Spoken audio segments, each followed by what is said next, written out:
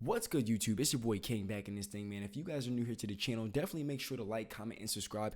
And I want to give a special thanks to everybody who does like, comment, and leaves a positive comment and subscribes to the channel. We are currently on the road to 50K. We just popped 30,000 subscribers, guys. So, definitely shout out to us. So I definitely want to say thank you, everybody who definitely supports the channel and definitely just sticks with me as we continue to just figure out everything that's going on within this case and everything like that and staying updated. As far as consistency goes, I definitely will be making sure to continuously be more consistent with keeping you guys updated as to everything that's going on. I did just celebrate my birthday, so things have been a little hectic. I just turned 24, but I greatly appreciate everybody's patience and just see it throughness with sticking with me as we move forward with this channel and everything that's going on within this news. It's pretty insane. And with no further ado, guys, definitely I also want to just put out there, shout out to Doug in Exile, because I run a reaction channel, okay? I react to things within the world, okay? This is one of the things I have chosen to react to, and Doug in Exile is perfectly okay with that. So it definitely helps us as content creators, where we pretty much help each other's platforms grow, okay? And that's one of the greatest things about, YouTube. You can meet different people, and we pretty much help each other out. And so with that being said, guys, I definitely want you guys to understand that I do run a reaction channel, and my job is to react and give my own thoughts and commentary on these subjects. So that is what I do, guys. With no further ado, let's get into the video. This isn't a court case anymore. This isn't a Fani Willis hearing. This is a massacre. Also, the link to Doug's video will be down below in the description. Again, the link to Doug's video will be down below in the description. And let's get back into it. Welcome to Doug in Exile. I'm Doug Tenaple. This is where the happy patriots are. Special shout out to the A-Dog gang. Shout out to A-Dog. You guys gave me 5,000 subscribers last night. Wow. Tons of super chats. So I don't deserve it, but thank you. I see you out there. But this is, Fani Willis wishes none of us could see her right now. Now, the judge didn't rule yet. He has to wait a couple weeks to rule. But I'm going to show you clips of the hearing, and you'll see why Fani Willis just lost. She got masked. The truth is on the side of the anti-Fani Willis case. And that girl, if I were her, I'd be going to another country right now. We're going to start with this little intro right here. I just want to say before we get started, Fani Willis is done, man. She's been done. It's blatantly clear that she's unashamed and her whole administration is just corrupt. So it's right in front of your face. If Miss Willis's ultimate goal. Miss Wade, I mean Miss Willis. Oh. That's Fani Willis's lawyer. Oh, accidentally calling her Miss Wade. Nathan Wade, her boyfriend. Whoop. Over an hour and a half for argument to be divided amongst themselves as they've already agreed. I think we've reached the point where I'd like to hear more of how some of the legal arguments apply to what has already been presented, and it may already be possible for me to make a decision without those needing to be material to that decision. So this is before the whole thing even started. He said he's basically got enough material to make a decision. Now that tells me already, just from what we've seen, that I believe he's leaning against Fani Willis. Now, by the end of today's hearing, which I'll show you, she gets demolished. Now, first, let's look at her and Nathan Wade. Again, just to put you in the courtroom, this is what Fani Willis looked like. She's in a lovely red dress. 21, they appeared 35 times. Now, I want to make clear to the court, both Miss Willis and Mr. Wade never denied that he had been to that condo before. The specific testimony that was elicited by Miss Willis and Mr. Wade was that he had never. I just want to say Nathan Wade looks like he's sweating bullets. His head was the direct quote at that condo, which these records don't prove that he laid his head anywhere.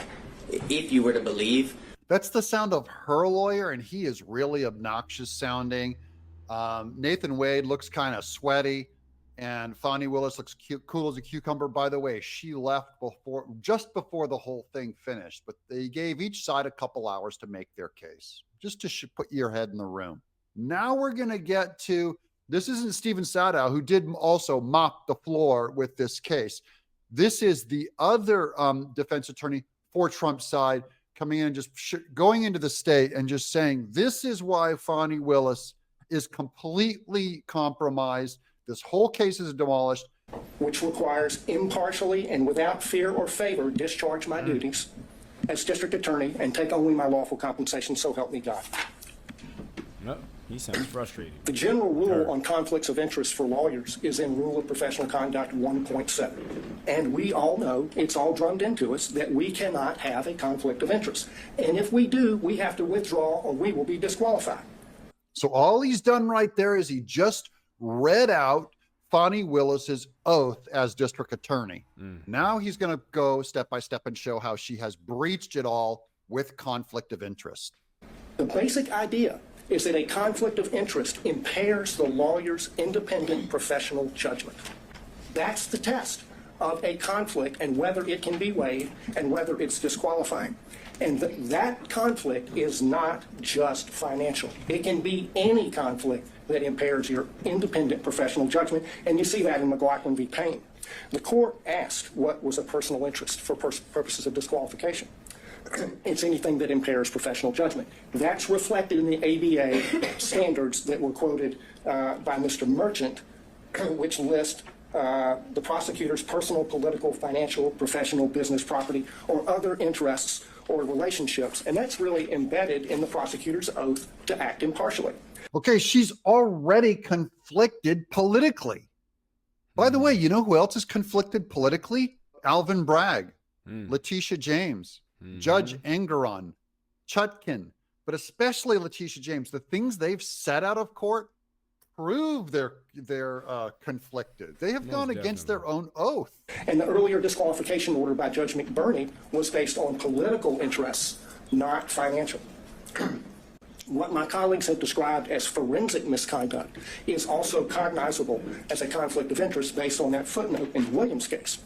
The root of all of the problems that we see in this court right now is a conflict of interest arising from their individual personal interests in perpetuating and concealing their relationship.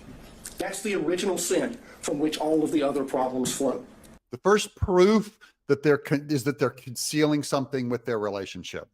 That's his first point. There are 6 different actual conflicts of interest in this case, any one of which warrants disqualification, but collectively practically compelling. First, the financial conflict that's already been covered.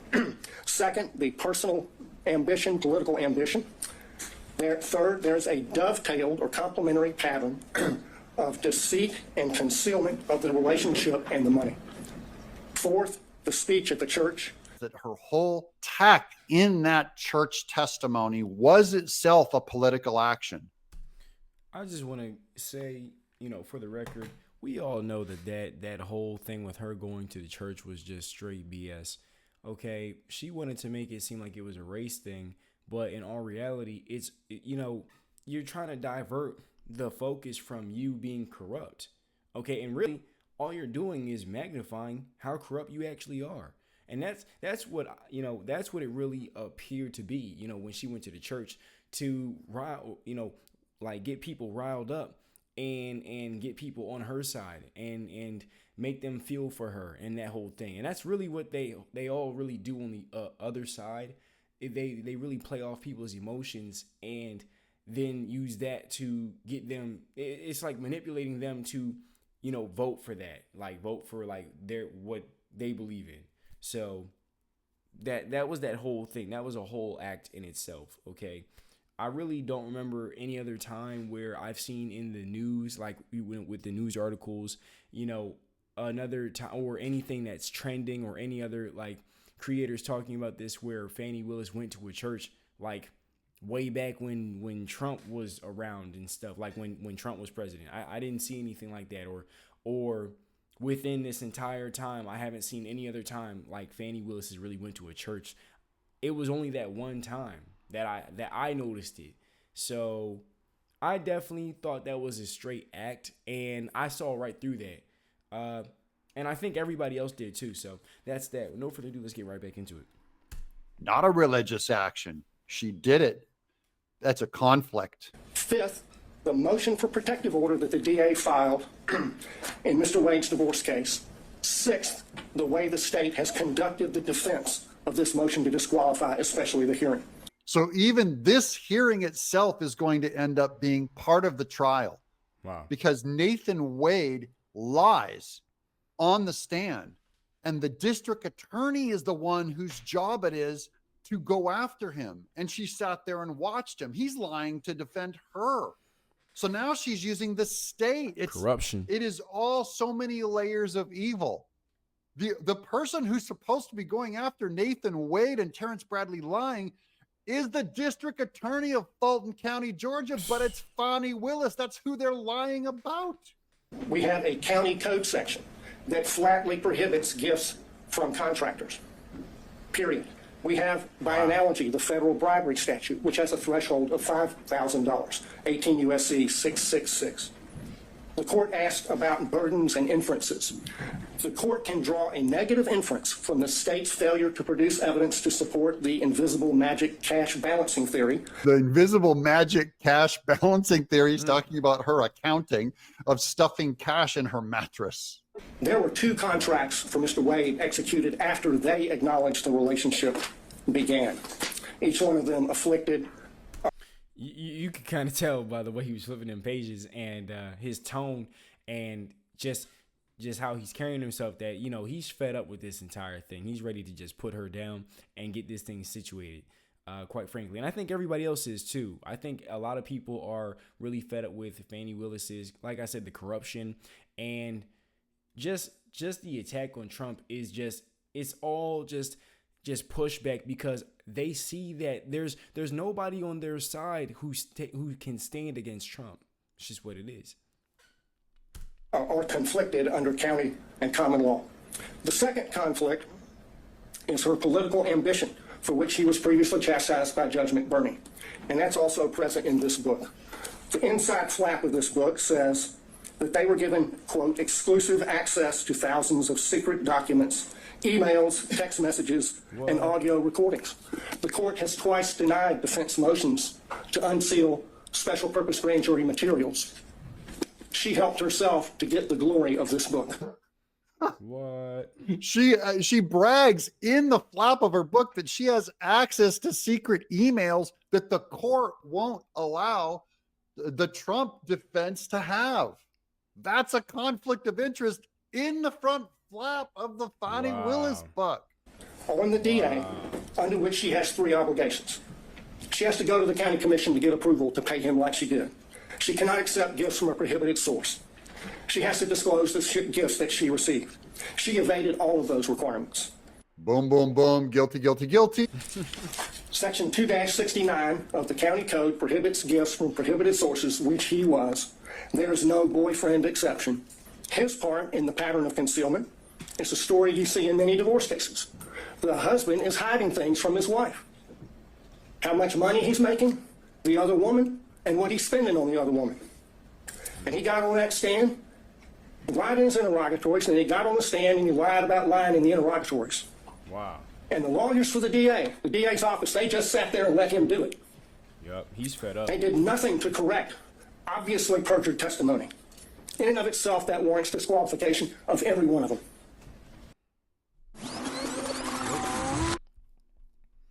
Shout out to Doug, everybody. Let's get right into it. Hold on. There we go. Perjured himself and lied on the stand to do something about it, and they did nothing. He goes, that alone disqualifies the entire office. He's got her. Wow. Judge McAfee can't do it. Wait, it gets even stronger. I've only got 1, 2, 3, 4. I see 5 more clips. It gets even stronger, guys. The reason they lied and covered it up was to avoid the trouble they're in right now. That served their personal interests to the detriment of their public duties as prosecutors. The last category is the conduct of the defense of this hearing. There are a lot of objections made based on attorney-client privilege during Mr. Bradley's testimony. Most of those objections were made by the state. But the privilege being asserted does not belong to the state. It belongs to Mr. Wade. That shows that the DA's office is serving the personal interests of the DA and Mr. Wade in carrying out further concealment and cover-up of their relationship, and not the cause of justice they are sworn to serve. That is a conflict of interest. The state is corrupt in this case. Even in this court case, that's the biggest thing McAfee has to look at. He's going, in my own court. Wow. Now, if McAfee sides with Fani Willis, he becomes part of endorsing the corrupt state. Mm-hmm. It's a continuation of the wrongful pattern of concealment and cover-up. I just want to say, too, that if he sides with Fani Willis, that will look so bad on him. And so, you know, Trump's lawyers got him. They got him. So they got Fani Willis, quite frankly. And, you know, for her to walk out this and, you know, freely with no repercussions, I don't see it happening at all. Definitely don't see it happening. That they've engaged in since the beginning, but now they've enlisted the entire office in the enterprise. So that's going to disqualify the whole office on the Trump case. McAfee could go all the way and say, this whole thing's filthy rotten to the core. In the written response to the motion to disqualify, they said this, and I quote, "To be absolutely clear, there is no evidence that D.A. Willis derived any financial benefit from Mr. Wade." That's on page 15. Flat out false. 10 lawyers in this case put their name on that, starting with the DA. So throw another log on the bonfire of conflicts of interest. Throw another log on the bonfire of conflicts of interest. 10 lawyers signed the document that said Fani Willis got no financial help. They're all corrupt. He's calling all of them out. By the way, this should tell you that Georgia, they have a little beating heart of a good legal man there and probably a good judge. You know what doesn't have a good judge? New York. That's why Engeron and Letitia James, their corruption goes all the way up. Yeah. They don't have a Judge McAfee to stop it. They don't even have this lawyer to stop it. Neither does Washington, D.C., where Chutkan's going after Trump. The good news is Fulton County, Georgia, if you're watching, my Georgian people, there's still some good Republicans there in office and working to save the state from this corruption. We'll let this guy wrap up. Think of the message that would be sent if they were not disqualified. If this is tolerated, we'll get more of it. This office is a global laughingstock because of their conduct. They should be disqualified and the case should be dismissed. They should be disqualified. Case should be dismissed. Yep. Fani Willis is a global laughingstock, guys. It went from is. just being in Fulton County, Georgia, to now the DA Fani Willis, who was trying to go after Trump, just became a global, worldwide laughingstock. Yeah, it's wild because she's all over the internet just getting laughed at because we all can clearly see it that she's lying. Everybody with her is trying to uphold her lies and trying to keep her secrets. And and in the midst of them trying to keep it, more and more is getting exposed. So yeah, it really blew up in her face, man. You know, sow the seeds that you actually want to reap. Give me a sub. Give us a like. Let us know what you think. Shout out to Doug, man. Definitely shout out to Doug. That's all for this video, you guys. Definitely make sure to like, comment, and subscribe. I greatly appreciate everybody's support to the channel and everybody subscribing and all the positive comments. And that's that, guys. I will see you guys in the next one. Peace.